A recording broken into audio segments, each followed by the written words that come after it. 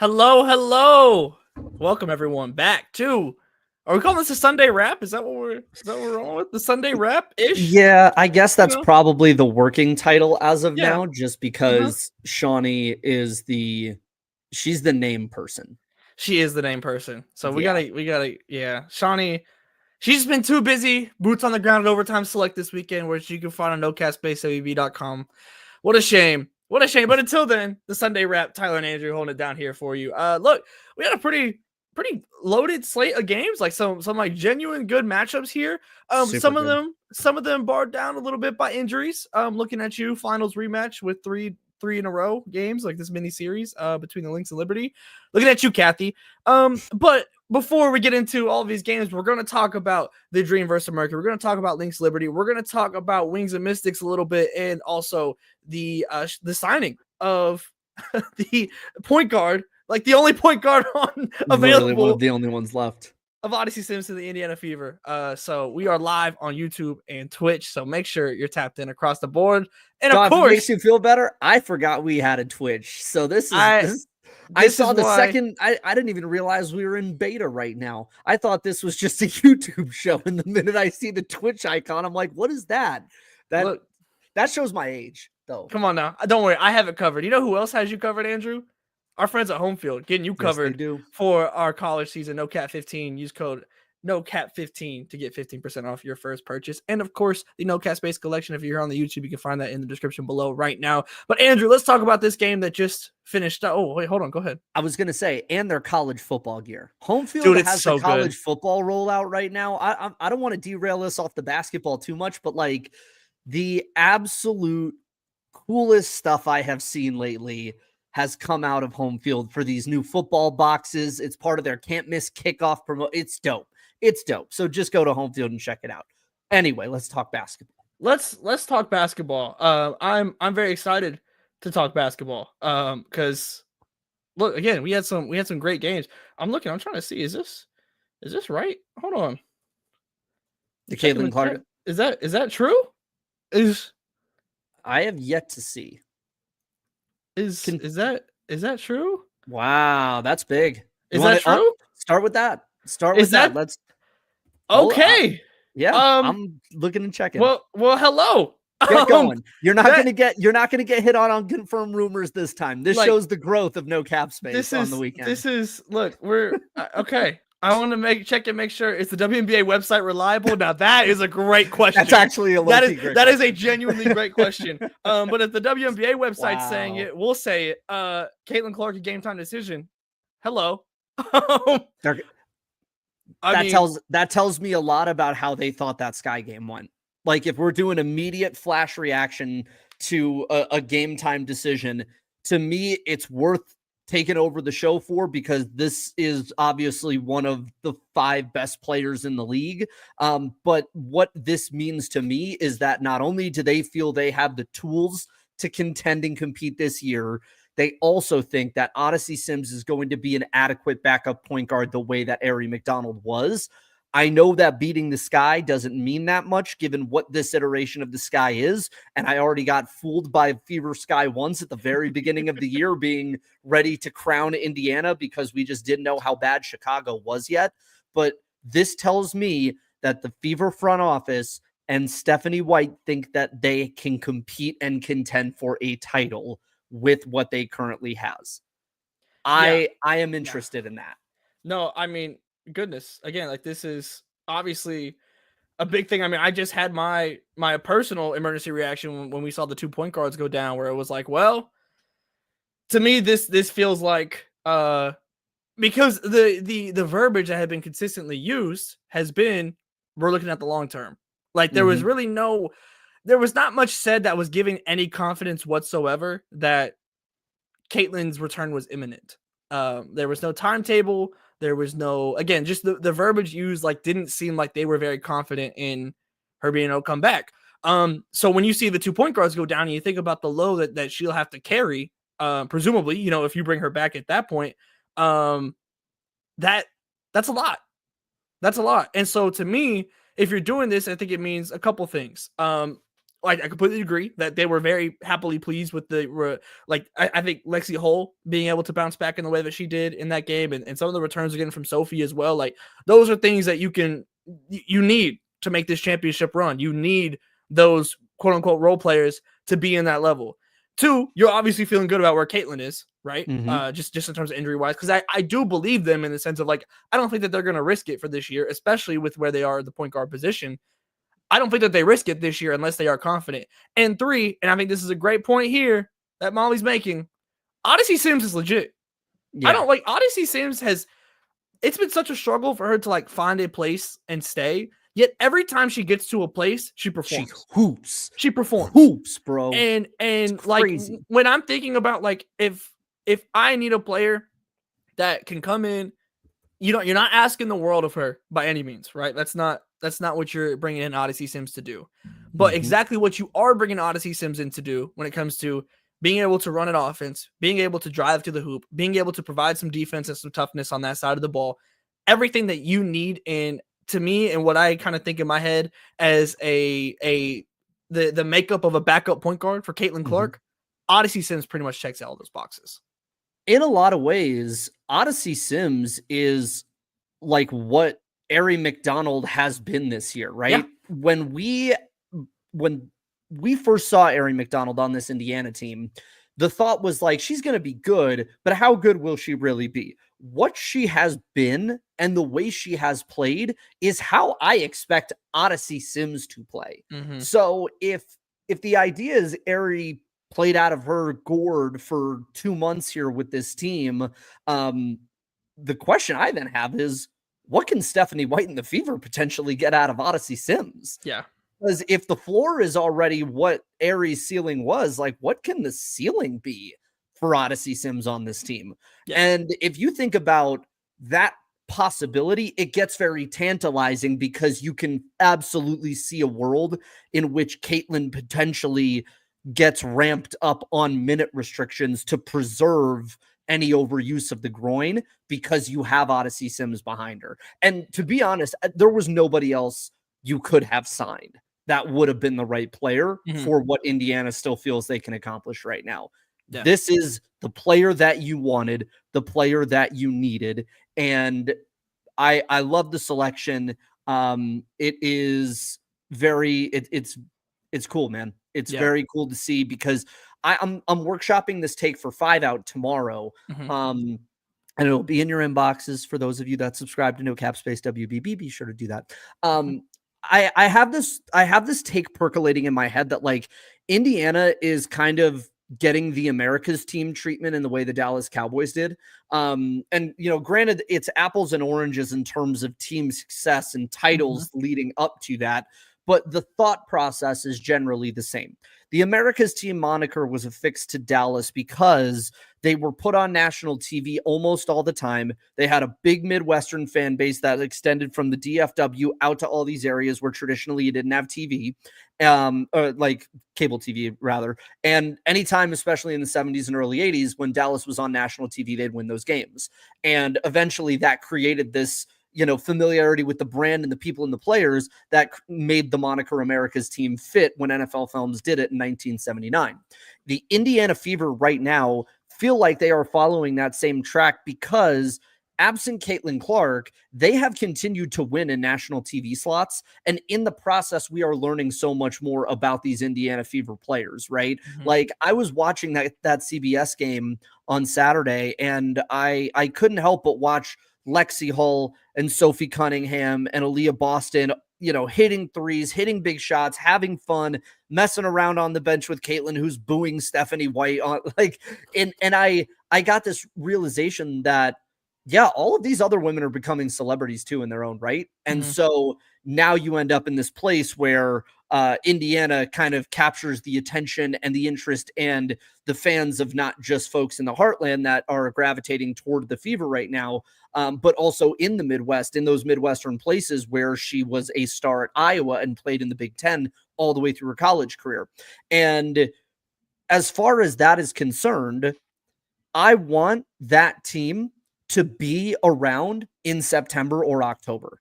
I do not want to see that team do stuff like this and then not be in the playoffs and not make a deep run in the playoffs. It's one of those. Then they'd really be Dallas. Yeah, well, yeah, now they would. But like there is this kind of like nixiness to Indiana right now, where it's like the sport is gonna be in a good place if we get like Caitlin fully healthy, Odyssey Sims balling out as like a 6-woman point guard, and the Fever deep in the playoffs with, you know, potentially Atlanta, New York, and Minnesota. Yeah. That, like, I want that. I want to see that. So all of this broadly, good. Good for the players, good for the team, good for the game, good for the discussion of the game. I love the move, and I love the news that Caitlin's kind of back into the mark of being able to play. There it is officially on the WNBA website. Game time decision. Right. Wow. I mean, again, there was really no indication that we were going to get this like large ramp. I mean, like we went from pretty much out to game time pretty quickly. And certainly that doesn't mean that she's going to, you know, immediately play or anything. I definitely will be. I think that they had actually a really good system when she initially came back with like kind of the spurts of minutes. I really liked what they did with that. So I would hope and assume that they're going to go kind of similarly back to that. And it's been an insane season roster wise for the Indiana Fever, but you're now at a point where for everything that has happened, you're about to have Caitlin back. You have Aaliyah Boston playing at a high level. You have your backup point guard that you need in Odyssey Sims. Again, if you look at like what you needed at the beginning of the season and what you thought you accomplished going into the season, you thought you had your backup point guard. You thought you had your 4, right? You thought you had kind of plugged all of these holes. It's different names than maybe we expected, but Odyssey Sims is here as your backup point guard, and Natasha Howard has been playing some really good and impactful basketball in these recent stretches of games, and it's looking a little bit different each game. But that's what you want from Natasha Howard. You kind of want whatever you need, and she is the type of player that can provide that. And I mean, goodness, I went from sounding and I don't regret sounding the crazy alarms, you know, when it comes to like where the Fever were at, you know, when the news of Ari and Sig going down and when we hadn't heard anything about Caitlin. I don't regret sounding those alarms, but we go from sounding those alarms to like, they can still do this. Yep. Well, and just even off today's result, right? Like, you know, we're in here, you know, and the lead for us in terms of the games is going to be Atlanta beating Phoenix, right? And when you look at the standings right now, that puts Atlanta in a tie for second with New York. That also puts Indiana just a game and a half behind Phoenix.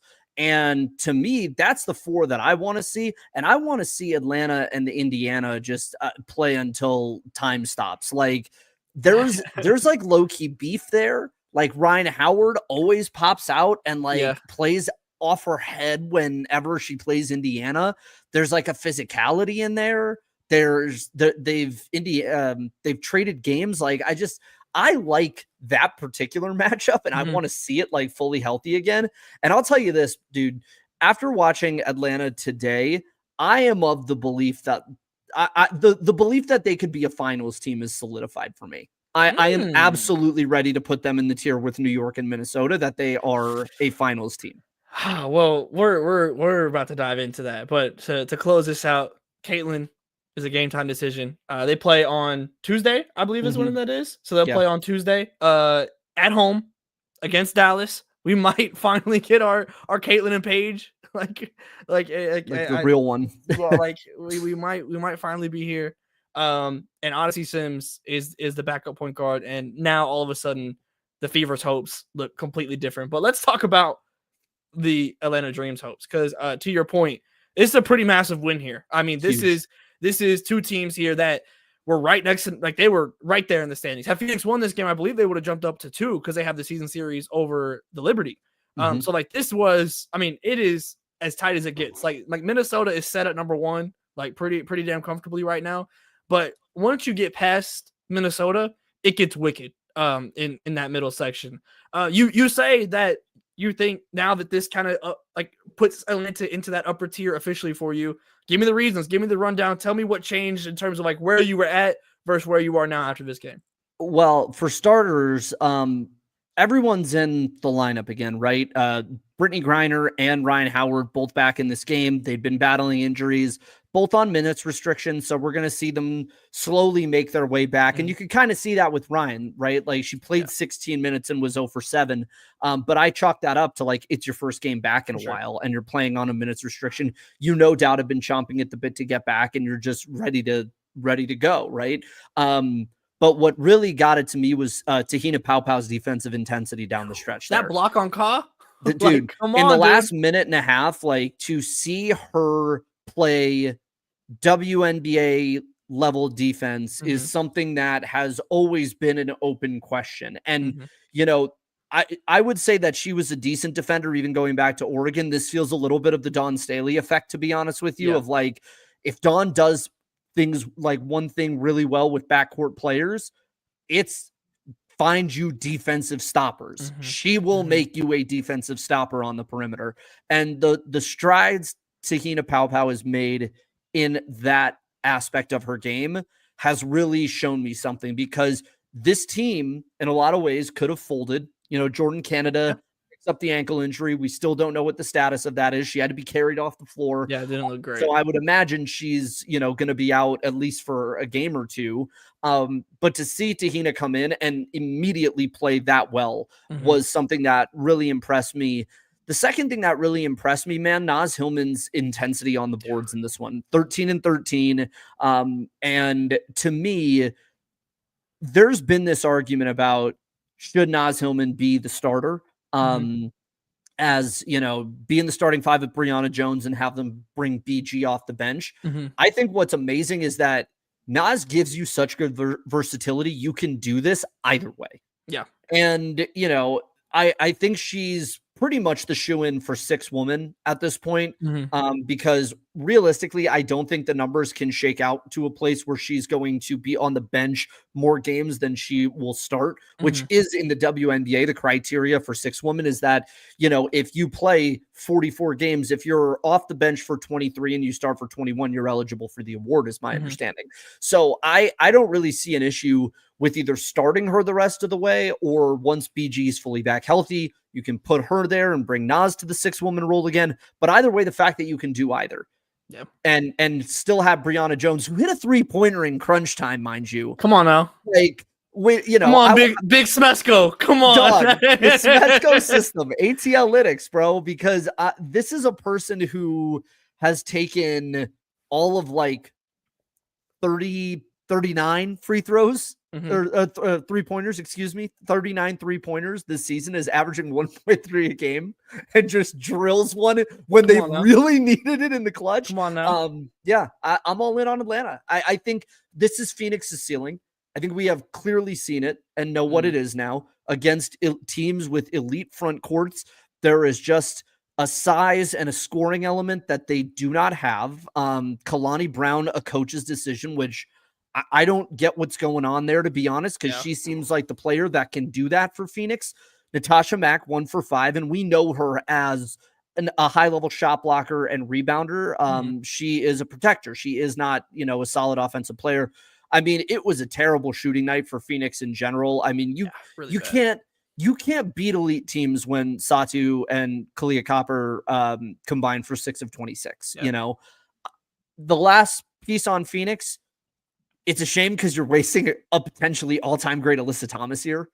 Like one in which she might. If you've heard this story before, by the way. Well, yeah, but you know, there is something to consider there too, though, about what the ceiling with her as system is, right? Like, is this, you know, Rudy Gobert is such a pejorative term for the NBA because like Rudy's shortcomings are so clear and so obvious when it comes to like what you get when you get to the playoffs.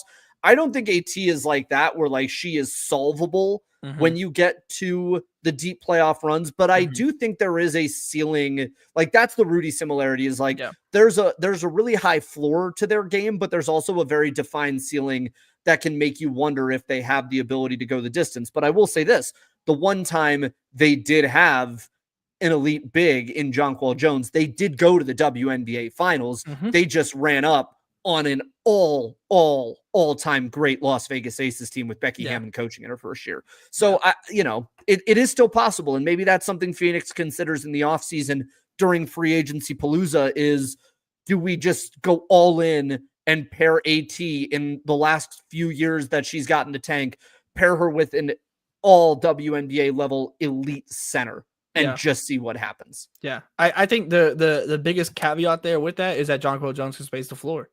And like, how many dominant bigs do you have that can go and make that level of impact that can also do that aren't, because like a Phee, like those, like there's a very, those are forwards. There's a very true centers. Right. So like when you go into like your true bigs, there's not a lot to choose from besides Asia Wilson. Really.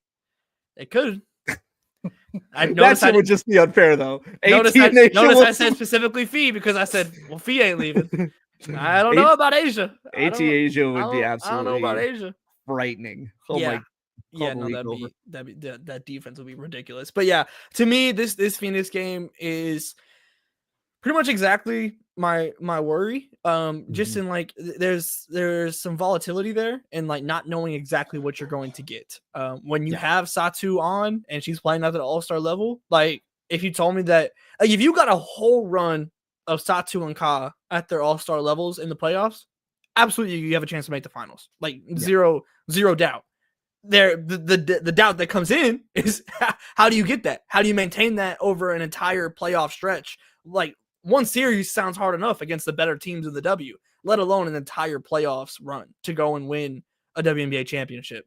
So to me, that's where it just gets brutal for me. But yeah, I echo a lot of your sentiments. I'm still hesitant to put. To me, it's not that. I think Atlanta right now and New York are in the same tier. To me, Minnesota just feels like they're in a tier of their own, and we're going to talk about Minnesota and where they're at. To me, that's where it's hard for me to say like, oh, Atlanta in the contender tier, because I think right now the contender tier is not even the highest tier I have. Like, it's the contenders and then Minnesota.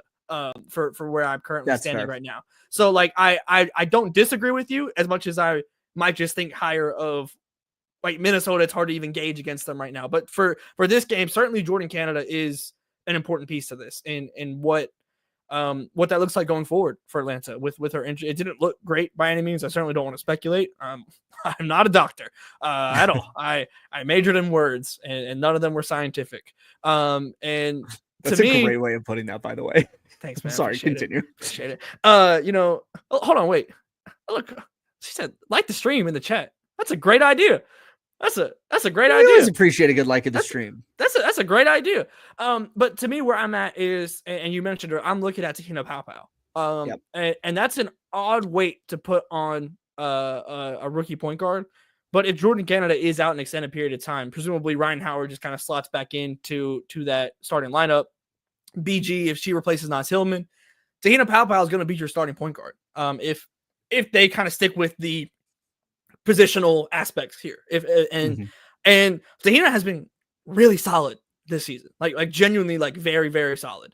And has had time where she's been in that kind of priority role with Jordan Canada out. What does that look like in the playoffs?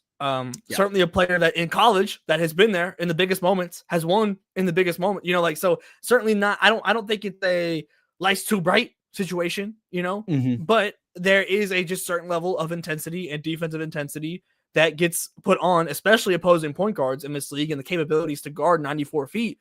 That is something that you're going to have to try and deal with. And with players at times that can be streaky, like Ryan Howard has certainly shown to be streaky at times, where there's some days where she looks like one of the best players in the entire league, and can score like that.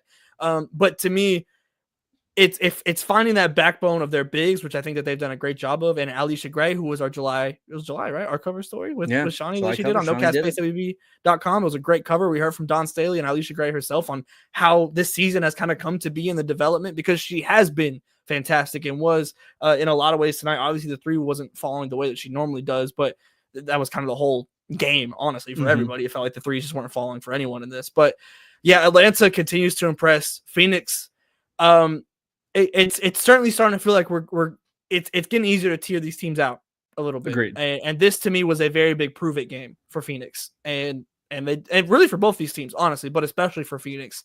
And they didn't do what they needed to do. But yeah, any final thoughts on this one before we move over to that Minnesota and Liberty game? Bro, get Smesco pilled. Like, Dude, I am. Yeah. I have taken the Smesco pill, and I am so all in, dude. Is he coach of the year? Coach of the year? Yeah, I really think so because well, personally, I think it's because Cheryl Reeve is gonna get executive of the year that you can kind of split the baby on this one and not have to give her coach of the year. But dude, I mean, he got so much shit when he was hired. Yeah. Like, and I really can't overstate that. Like, not only was there the component of, are we going to just in the new era of the WNBA, like phasing in with like a bunch of white guy coaches in a women's basketball league? I understood the merit behind that argument. However, Carlos Smesco is not one of those dudes. Yeah, he's been around for a long time. It is, and again, it's hard to gauge because it was Florida Gulf Coast, and when you're in the ASUN, you can beat up on teams around you and make the tournament at 27-3 or whatever, 32-2 every single year. But he was like the ball knowers pick. Yeah. Like, he was the dude where everyone is trying to copy his offense, is trying to figure out what he can do. And, my argument has been, you need a true point guard to be able to win in this league. And he has them, positionally. Like, Jordan Canada is a true point guard, but his system it's not necessarily predicated on a true point guard. They can beat you so many different ways. And the way they built this team was incredible for a one-off season before everything changes, right? I mean, I have been a dream disliker, a hater, if you will, for a very long time. Like, after 2020, I had just grown so tired of 4 years of mediocrity and what I perceive to be one of the true cultural centers of the WNBA, given that it is really the only Southeast hub city that has a professional basketball footprint on the women's side. The fact that they finally cut the cord on what wasn't working with Tanisha Wright last year and made the move to flip basically everything on the back of competent front office and coaching alignment is exactly how you build back goodwill and respect among your fan base, among players, and amongst media and people like us who talk about the game for a living. I cannot put enough praise on Atlanta for the year that they have had and look to be continuing to have. And like, Smesco's probably not going to go get another job after this. So to me, that's one of those things where he is going to be there for a long time, which means Atlanta is going to be here for a long time. And that's what is great about this. Yeah. Much like it is with the Fever. Like, there are certain teams that I want to be good because I think they are good for the league when they are good. Atlanta is another one of those teams to me. Agreed. And I think what's kind of similar to the point you were making at the beginning there, they were able to build this without giving up resources. This is just free agency. They didn't have to go and throw away a number 2 overall pick to go and to go and do this, nothing like that. But I'll have you know, at the time we're recording this, LA's beating Seattle right now. That means nothing to me anymore. That means nothing to me anymore. And they also just lost to Golden State. So this means nothing to me anymore. But look, if Atlanta wants to be a true contender, they got to go through Minnesota. And goodness gracious. I want to start off with, I had people, when I did my Dejanay Carrington emergency video, when the trade went off, and a lot of it was in bad faith at times, the comments being like, this is a horrible trade for Minnesota, like blah blah blah, for whatever reason. Some of them were valid basketball comments, others BS. I hope you've seen this run that she's already gone on, because I can't believe people in any way were able to like twist this into a bad trade for Minnesota. At worst, she's sitting there like Diamond Miller was. At best, you're getting this player that we've seen over these last 3 games, who is an absolute just tyrant on the defensive end of the ball, who is so great at getting out and running, who is like 6 of 10, 15 points is a phenomenal game for a player. You're not even asking to score for real. You're probably asking more right now just with Phee being out. But like, this is not what you're getting her for. You're getting her for the disruption that she can bring on the defensive side of the ball, and she's adding so much more. The pressure that they were able to keep on New York this entire game between the defense, obviously we know like Atlanta Smith is a great defender. Like they have great defenders up and down this roster. But on the perimeter now, you have genuinely a player that has the argument to be the best perimeter defender in the entire league. You have some of the best defenders in the league. Like how many, like, I'd be interested in like ranking it out. I don't know off the top of my head. Between Phee, Dejanay, Atlanta Smith, like out of like the top 10, top 15 defenders in the league, you got 3 of them. I don't know exactly like where that list stops off the top of my head, but like how many turnovers did New York have? 18 today. Yeah. Like and this is without Phee.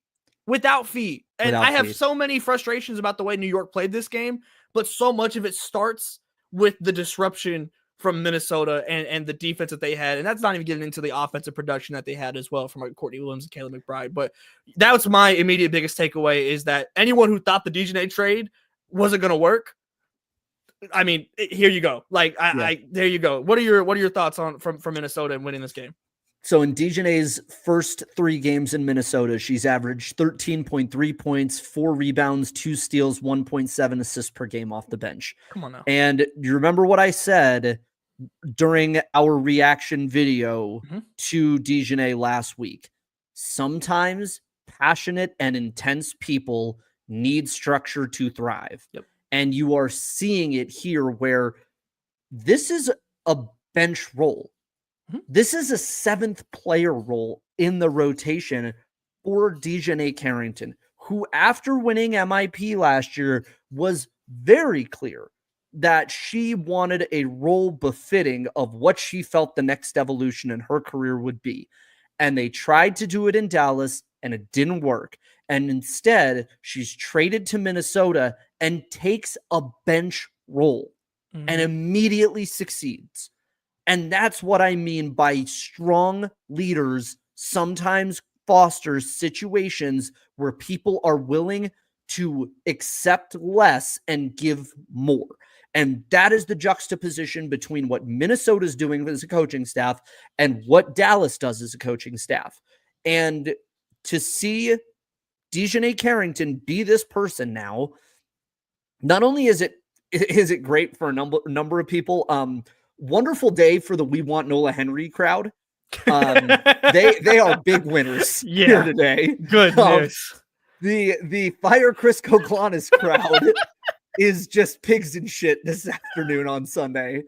The Dejanay Defenders and Carrington FC, big winners. Big winners. Stocks today. Up, baby. Stocks up. Stocks are up all the way across the board because you're able to see what a competent organization can do for a player that has a genuine desire to win. Yeah. Now, for Minnesota, this is absolutely horrifying. Absolutely horrifying that you have 3 of the best 4 defenders in the league. And that, to add the defensive dimension, like we had mentioned earlier in the week, like that defensive dimension that can fit next to Courtney Williams, next to Kayla McBride, then on in a run with Natisha Heidemann in a rotation, like there is just no holes. And there were no holes before. There's no holes now at all. And they can even afford to, like, I don't want them to, but they can afford to lose and still have no holes. I want to talk about one thing with the Lynx before we get to the Liberty, because I am ready to die on this hill, and it might not be popular, but I'm ready. Alana Smith for Defensive Player of the Year. Look, they were like, Cheryl Reed. I know Cheryl it's all going to go to for Phee. I know that Phee is likely to get this, but I am imploring the people that are voting for these awards, watch Alana Smith only the rest of the season, and you will see just how much she does on the defensive end. Like, the amount that she is able to provide help, to switch, to get in the right positions, to recover, to block, to be able to box out, like all of the defensive fundamentals she does well. Yeah. And you can see it even with Phee not in the lineup. Like, this isn't a situation where there are people, for instance, that like get paired next to Alyssa Thomas, and you're like, oh, okay, like I get it now that you're maybe not the defender that we thought you were because AT did so much. Like when Cam Brink was at Stanford, this was a constant discussion of like, whenever Cam would be out of the lineup, the sweeper keeper in the back was gone, you know, and all the help was gone. Alana Smith, like Phee is not that because you have Alana Smith, who is also that. Yeah. So you have two people that do that on one team. And I just, yeah, man, I can get with it. She's the best defensive player in the league this year. Better than Gabby Williams, better than Afisa Collier, Alana Smith, defensive player of the year. I mean, dude, look at that stat line, dude. 8 points, 9 rebounds, 7 assists, 4 steals, 3 blocks. That's disgusting. Like that, that's ridiculous, dude. I mean, top 3 this season in blocks per game, 2nd in the league in defensive rating, 3rd in defensive win shares. And I know all of this is like advanced stat jargon, but like, but if you watch the game, it backs up the eye there. test. Is my point, it's all because right there. I just, to me, it's purely eye test. Like, to me, I'm looking at her and just being like, yeah, she's got it. She's going to do it. Right. Yeah. So Alana Smith DPOY is I'm staking the flag. I'm planting the flag on that one. Yeah, I can get with it. Switching over to New York, who, I mean, I'm so tired of having the same conversation, and we've been having it for years and years. What do we have to do to get Jonquel Jones involved? Like, in terms of like just pure shot attempts, like because she was involved. Like, I don't want to say she wasn't getting the ball, because she had the assists as well. She had what 5 assists? Yeah, 5 assists. So like, I don't want to say that she like wasn't involved. But in this game, where your perimeter players, like, just at times, like, can't even get past the perimeter. It genuinely felt like that. Like, whether it's just getting the ball in, like, this felt like one of those games where you needed to oversimplify. And in a game where you don't have Phee on the other side, you have Miesemann and you got Jonquel and even Phee. Like, they can all comfortably get down in the post and get back to the basket and work that way. And this just felt like another game where things were overcomplicated, and like just in general, from like a normal, like, the idea of what the Liberty already struggle with and annoy me with when it comes to overcomplicating things sometimes, or like playing through your perimeter. And then you add in Minnesota and the way that they were so disruptive. I mean, just an absolutely frustrating game to watch. Like, just from like a perspective of like, New York, please do something. Like just do something and win. You're playing Minnesota without Phee, so you're not 0-2 against them. One with Phee, one without Phee. It to me is interesting because Jonquel reminds me of BG in this respect, where it's like, if you wanted to do this every possession, yes, you could do this every it's possession. The same frustration, 100%. Yeah, like that's my thing with Jonquel, is it's just like, dude, it's there. And I don't even think that's a motor thing. And I didn't think it was a motor thing with BG either. I just think at that size, like, it's a lot. I mean, you see it on the men's side too, where like we have conditioning discussions about guys like Joel Embiid and Jokic, right? Like, it's just a lot to carry that around at that height. It is, objectively speaking. And so I don't think that's like a Jonquel is taking too many plays off thing. I think you have to be able to get her to her spots a little bit better. And my thing is, I'd like to see her in a pick and roll action every other possession. Like, and that was my thing, is like the third quarter was where, things really started to kind of turn for Minnesota, especially in the last 6 minutes there. And I think in that situation, there's long stretches where you're either not getting her a post touch or you're not getting her into an action to try and figure out, how can we at least get her moving. I think Emma Miesemann also just, there's adjustments to be made there. I think the conditioning is one thing, because you're basically getting done with Euro and then immediately jumping over to play here. And realistically speaking, man, she's been with this team for what, a week? Yeah. Like we say I'm not worried about three mixing games in. Yeah. means something, but Yeah. it's 3 games in like 5 or 6 days. Like Yeah. give the woman time, let her Yeah. practice Yeah. with her Yeah. team, you know? And so I think that's gonna play itself out and be okay. It just, to me, it shows where you need Brianna Stewart. Mm-hmm. It's specifically for this game. Like Mm-hmm. it's for this matchup, because in a really interesting way, Minnesota is designed to beat this New York team. And the great X factor that New York has is Stewie, Yeah. because the other side doesn't have 6'4", 3-level scorer that Mm-hmm. is an all defensive candidate. Like they Mm-hmm. they don't have that player. Nobody else, frankly. Yeah. It's just Stewie. Like the Aces are the only Yeah. other one that have that player. Yeah. And so that to me is the thing. I just, before I proclaim Minnesota the world beaters, I want to see New York fully healthy. And there's reports that Stewie might, be back a little sooner than anticipated. But maybe I'm crazy. Maybe I'm just holding on a little too much to, what I saw in the early stretch of the season when they had her fully healthy. Or even that run in like June where they beat the Mercury, the Dream, the Aces, and the Fever twice. And like they looked the part. I'm not ready to give up on ever seeing that New York team again. And I think with Stewie back, I'll be able to understand it. I will say this though, to the point just on having just like the players and just the additional bodies to do stuff.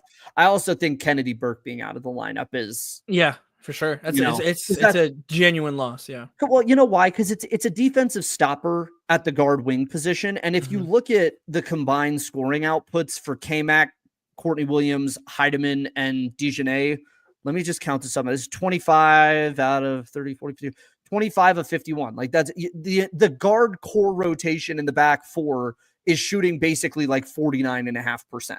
Yeah.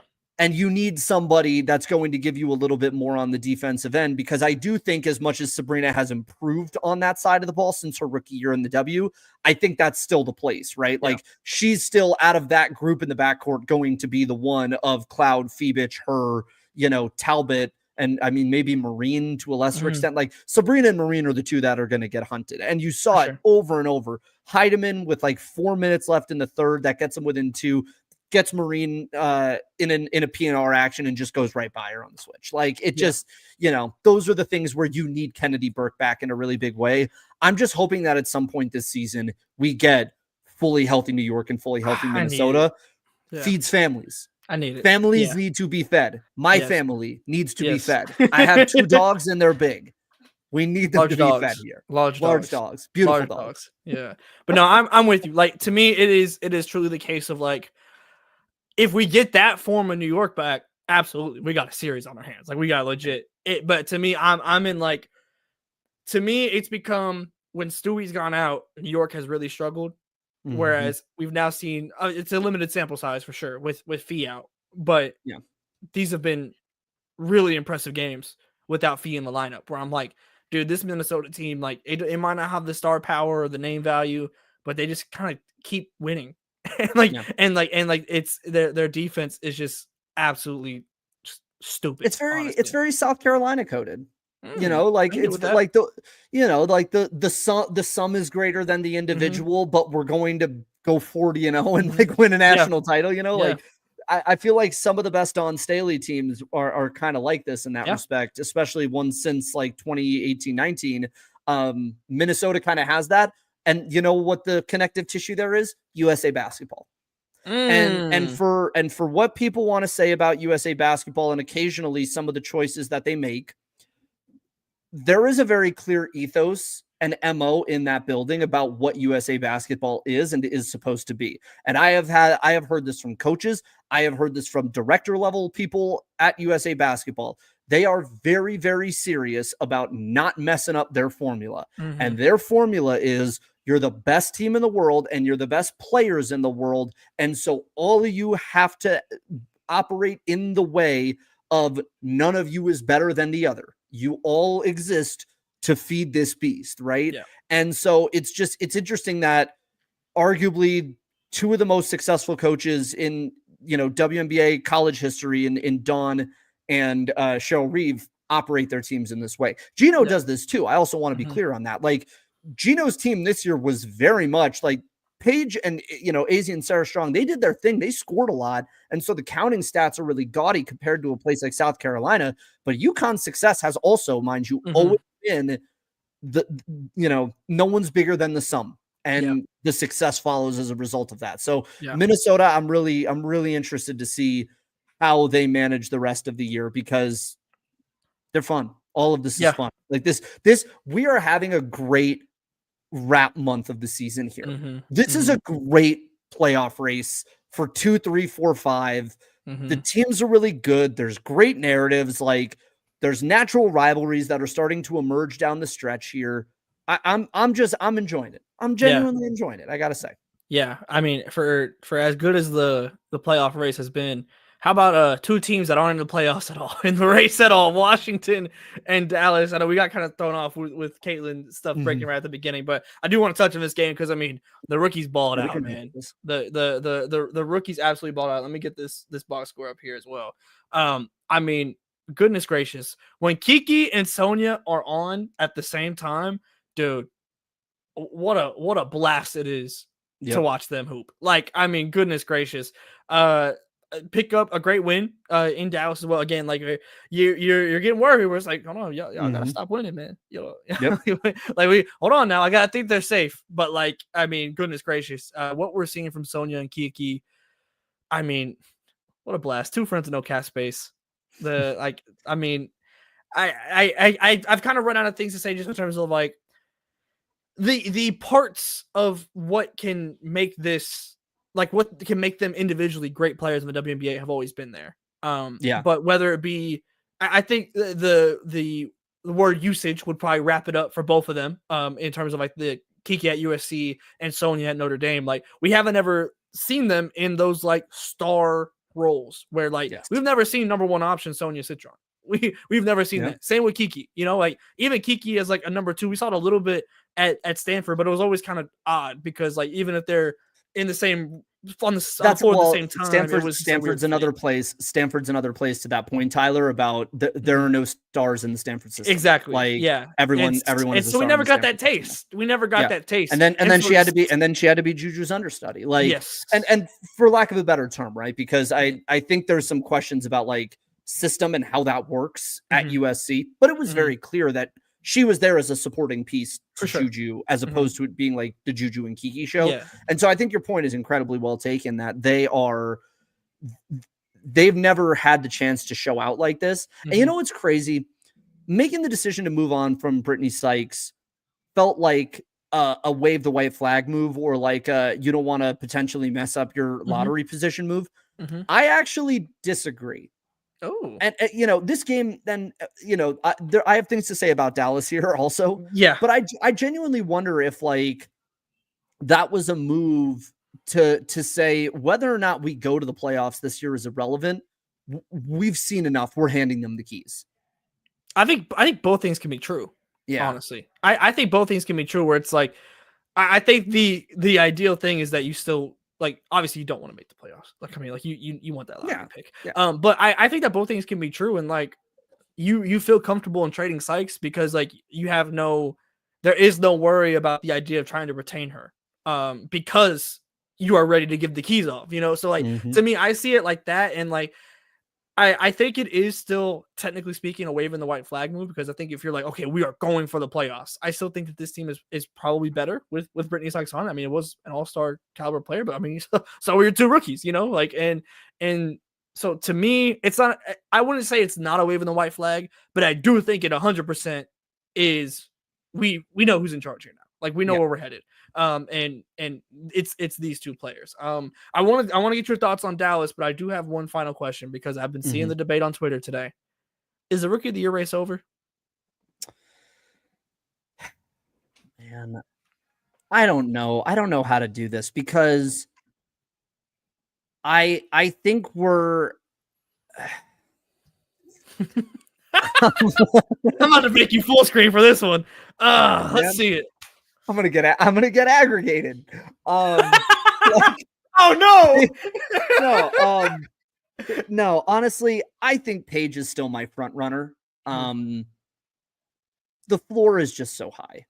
And this is one of those really remarkable rookie situations where I'm like, yo, this shit's a disaster. And that's got to be baked into the calculus a little bit. You know, it's one thing for, you know, you to go to a team that isn't good or has clear deficiencies and isn't a complete product. I think you could argue Shaunie and Kiki were that. I think you could argue Caitlyn was that. I think you could argue Aaliyah Boston was that to a lesser extent.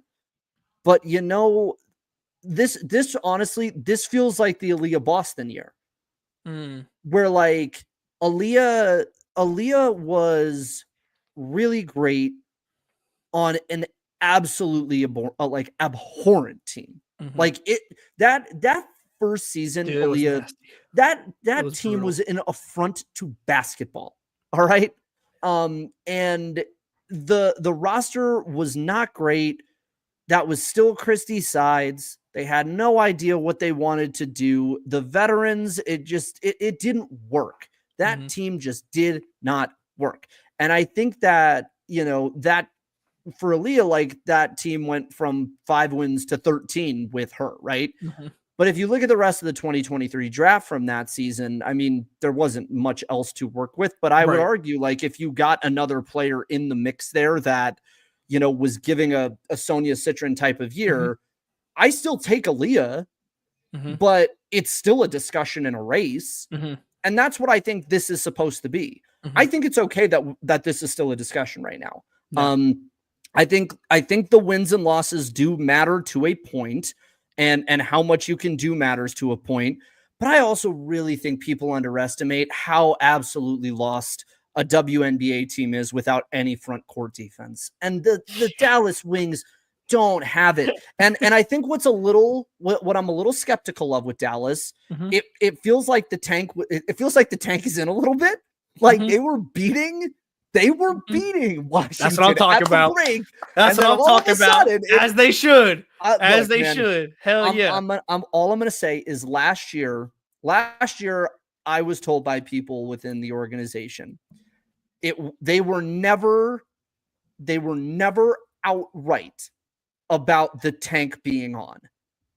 But the intimations that would be made were that the tank was absolutely on in Los Angeles. And so I feel like with Dejanay, like trading Dejanay was the final move to say the tank is fully on. And after this second half, conspiracy tiger hat is on. I absolutely believe that the tank is on because again, I know people want Paige and AZ together.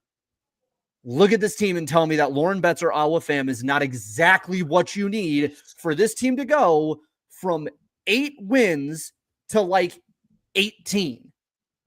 Dude, that's the difference. It's the exact, and you know the what? world where Paige has a screener on this team.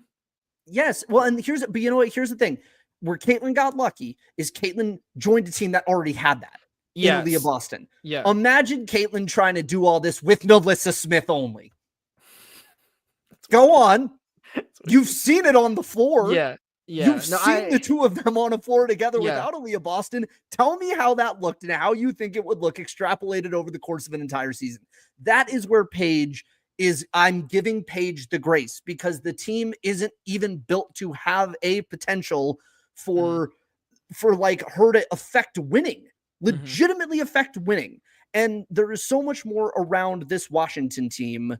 Like there is so much more around this Washington team than there was around this. And also to this argument, one thing here on AB did it, CC did it.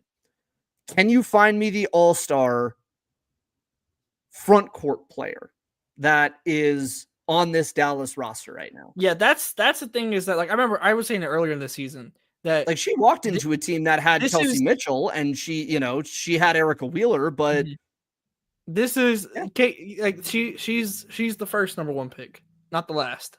Like how, or not the second one. You know, like where I think a lot of what the potential humps of from organizationally speaking that would have happened, because the Fever were not some like great organization, you know, like before, like at all. Like so like a lot of the humps that I think that Paige is going through now, Caitlyn got to avoid to a point because Aaliyah Boston went through that.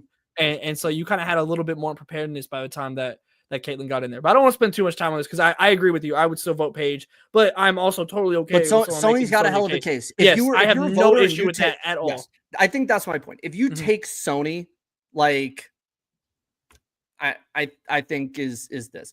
I also want to say, yes, Paige does have a Rike.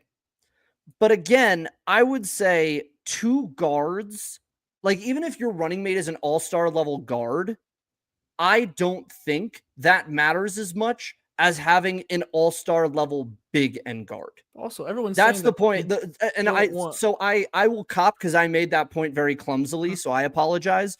The point that I'm trying to make is that if you end up with the Undertaker just came in. Okay, hold on.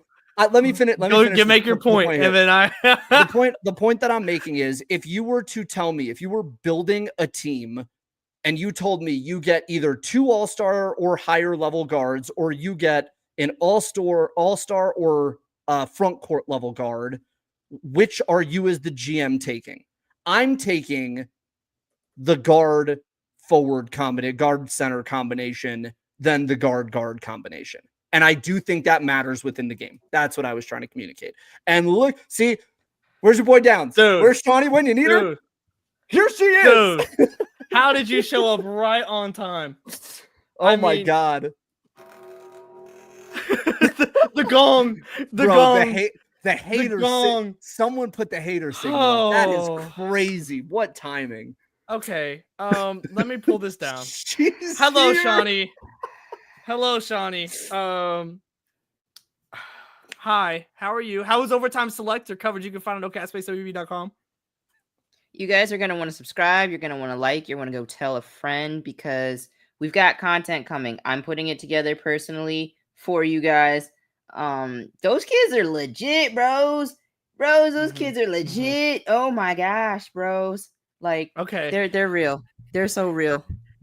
We got a feature on Ivory Ladder coming, so yes, tap in, millennials. Tap in. Hey, if you attended the unction the other night with us, you are not gonna want to miss this Ivory Ladder feature.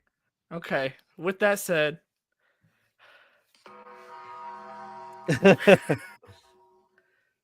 hello, Shaunie. We were talking. I don't know how much you heard. We were talking about the Mystics and Wings game today. And I brought up the question because people were bringing up the conversation of Rookie of the Year between Sonya and Paige. Andrew and I both think that Paige still is there, but there is absolutely a case to be made and like a legitimate discussion to be had for Sonya. Shaunie, I say this with fear in my heart. What are your thoughts? Well, again, if you are subscribed to our Substack, no cap space WBB Substack, you will see my thoughts on this, because it's like her freshman year at UConn all over again. We're getting this thing where it's like, it's just Paige at the top and nobody's seeing her. And it's like, actually, you're taking it from a very high angle and it looks, or a very low angle, and it looks like she is, but like Sonya's got her ankle.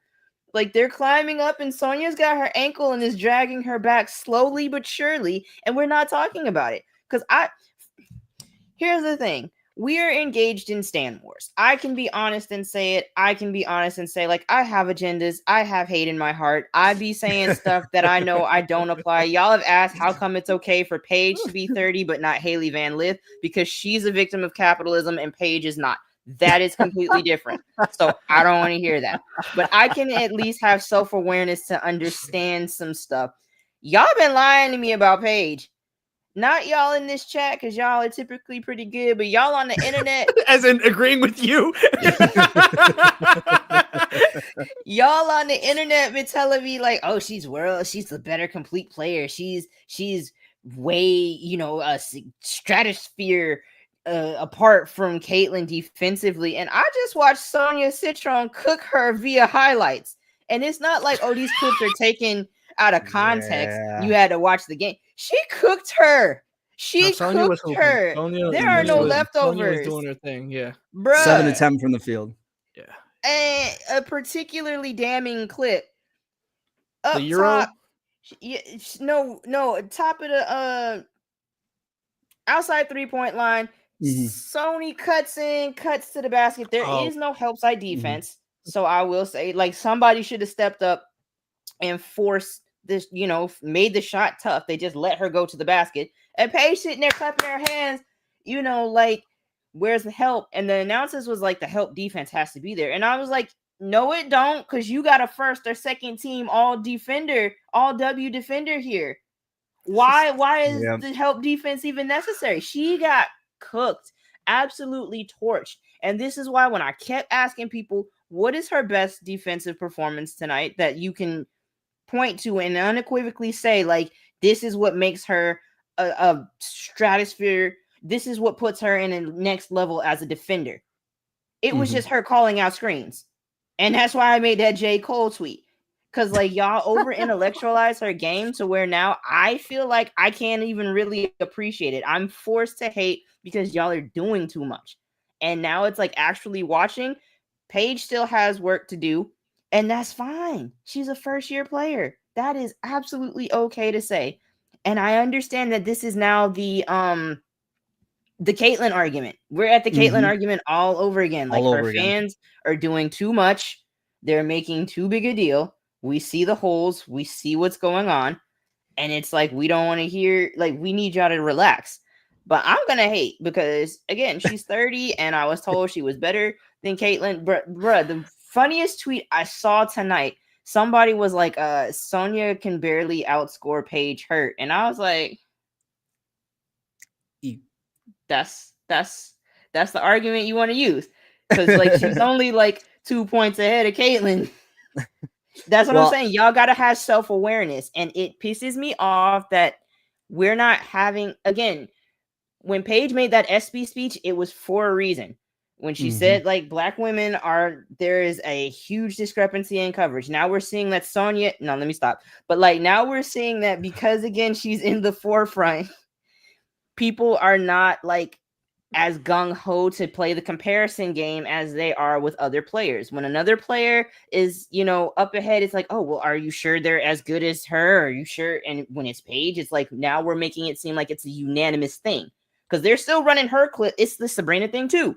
They're still running her clips, win, lose, draw, take her best highlights, cherry pick those, and make it seem like she's putting together this airtight case to be a unanimous, rookie of the year, when in actuality, we're not even talking about the other rookies, because you go out west, it's some cases to be made in Phoenix. My big girl Monique, my girls out in Golden State, like I still think she's ahead. I still think she's going to win, but like you're not showing the whole class in an even manner, and it's like you can't talk about Golden State being what they are right now without that rookie. So I just think I said this in the haters guide to this rivalry week, I guess it's called. I guess it's called. Yeah. Let me ask you this. Do you think it's kind of like a funhouse mirror version with Sonia, what happened to Rakia last year? The circumstances are slightly different in that Rakia, like, they were tanking, and I think they kept Rakia on the shelf for that a little bit longer than they needed to. But like in the last month and a half, like we started to see Rakia really cook, and we were like, yo, if we had a full season of this, like this might be a different conversation. Is there something similar going on here? Because in the wake of the Sykes trade, we're seeing way more on-ball Sonia Citron. Like way, like her as primary ball handler, like a lot more. And so you're seeing a lot more of the offense flow through her as a result. She's had the minutes, but not that type of responsibility. if she cooks with this responsibility, is this going to be one of those things you think where it's like, damn, what if she was like the number one guard option all season? How would the discussion be? Well, if she continues it, because it's kind of like when you look at how last year's race went, right? Caitlyn got the first one. Angel had that incredible July, and then Caitlyn had that August. Yep. But if Angel had July and August, we're having a different conversation. So if Sonya can have August and September, because she wasn't playing bad in June and July. So that's my thing. If it's like Rakia wasn't really getting minutes, so we're seeing like this huge discrepancy in her numbers from start to finish. Sonya's been pretty consistent, and now we're seeing like a jump, like the bump. So it's like that makes sense. And then Paige didn't win Rookie of the Year or Rookie of the Month in May, so it's kind of like.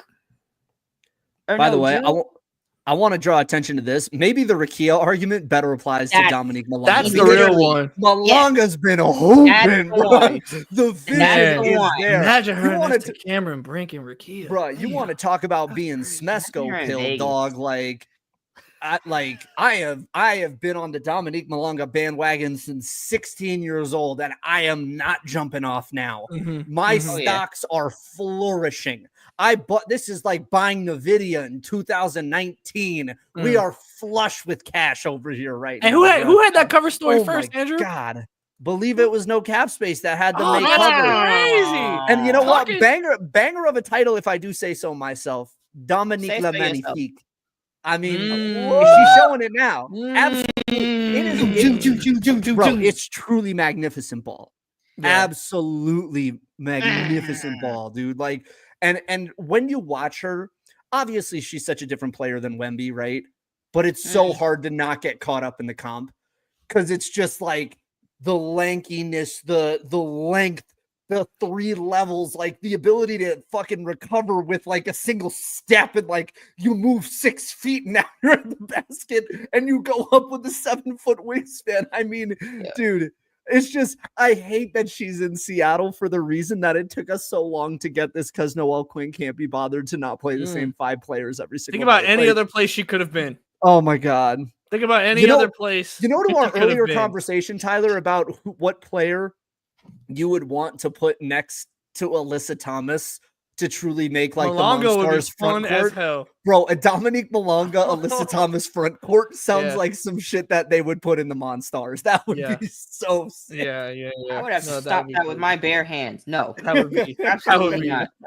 The world is not ready for that yet. Oh my God. No, Dominique is the Rakia argument this year. Like that's the Rakia comp for this year. Where it's again, we still need to be talking about all of these rookies because they've had really good years. Like Kiki's had that double streak. She's been playing well. She played really well today.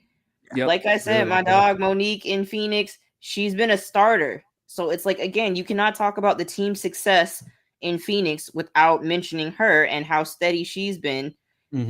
Again, Golden State. Yeah, Carla Late, by the way, for the folks that are listening. That's who you were referring to. I just want to. My bad. Yeah. Very good. But yes, Timpson, you are correct. I'm a sneak Timpson. No, sneak Michaela Timpson. Hold on now. Oh, you got too much dip on your dip. Hold on now. Look. We've seen Tracy. She had 7 the other night. We're on our way up. There's a different time for this to come, bro. But like, the French are fucking coming for Team USA, dude. Okay, so I wanted to say legitimately coming in fucking, the next Olympic cycle might get wicked as fuck for the United States. Because they got a factory. Because when you're saying like it's hard to not make the Wemby Malonga comp, I was like, yeah, because they're like churning them out. Because now they got another 16-year-old dunking in France, and I'm like, oh, God, all right, hold on a second. Yeah, no, it's starting to What's going on here? What have you done? They're gonna run a lineup with like 5, 6-4 players that can all play 1 through 5, and it's gonna get real nasty. And then Gabby's going back because she wants Alicia Tournebize. Yes, dude, it's gonna be 10, 6, 4, 1 through 5, and Marine Johannes, and they're gonna cook. Gabby Williams and Marine just being the outlier. Holy Yeah. God, this is just preposterous. I'm looking at the highlight. insane. Like, Yeah, yeah, no, you're it's right. Like, see there's it? another one of them. Like, what Right, the and I'm shit, like, man? hold on a second. How? It actually, Where did it you? actually is Okay. remarkable. Let me hold on. Let me read off like the Eurobasket roster just for people who like just so you have the names you know. Ileana Rupert, Janelle Salon, Mariam Badian, who was with the Minnesota Lynx, and Layla Lacan are like the WNBA names for Eurobasket. But then also consider all the WNBA players that did not go to Eurobasket this year, which includes Dominique Malonga, Carla Late, like Maureen Johannes, like it just, man, this is fun. This is very, very fun because so many of those players are under the age of like 25. Yeah. You know, like Layla, like another to your point, bro. She's not a rookie, but like she's buried on a team that stinks. But Layla Lacan is an absolute guard of the future. Yeah, with this Connecticut team, man. Like they, oh God, Yes, yeah, her too.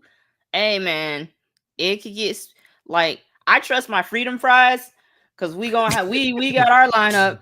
So USA, we gonna be ready. But France is kind of scary. I ain't gonna hold well, you. France is scary. Well, look, that competition between the both is going to be fun because you were at overtime select and got to see the whole next generation of our factory coming up. Tease some content before I at least boogie out. Yeah, we're I would recommend going to our TikTok and or Instagram because Kalina Smith, her, Sanaya, her, so good, like, bruh, her. Hey, Recruiter like, Juju be on it. Recruiter Juju knew what it was. Come on now, we can go find that on our social medias right now and see what we're talking about when it comes to Sanaya Hall going to USC and Recruiter Juju. But continue, Shaunie. Yeah, those are who stood out today, this weekend. Like, Gigi, obviously, still a dog. Yeah, like, bruh, we had the Kate Harpering feature dog. Like, it's gonna be fun in the future. And then it's like you're getting all of these kids' names out there like right now. And I think that is so cool because they had t-shirts for one of the for Sanaya's team, the Knights.